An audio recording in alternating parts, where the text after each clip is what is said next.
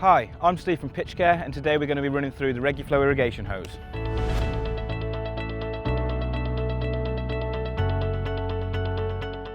We're going to take a larger one of the 3 Jubilee clips that come in the pack. We're going to drop that onto the end of the Reguflow black layflat hose pipe. The next stage, we're going to take a 1-inch brass hose tail.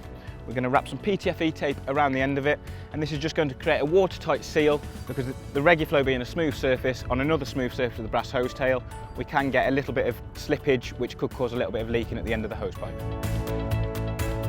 So now that we've wrapped our brass hose tail and the PTFE tape, we're going to insert it into the end of the Reguflow pipe.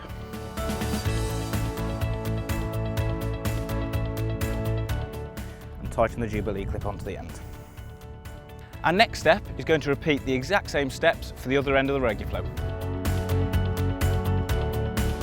Just going to run the Reguflow the length of our wicket.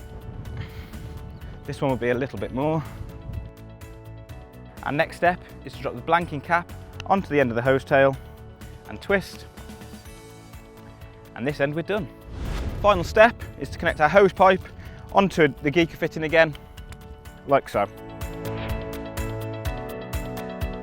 So there we go, Reguflow's all set up and we're getting the wicket watered.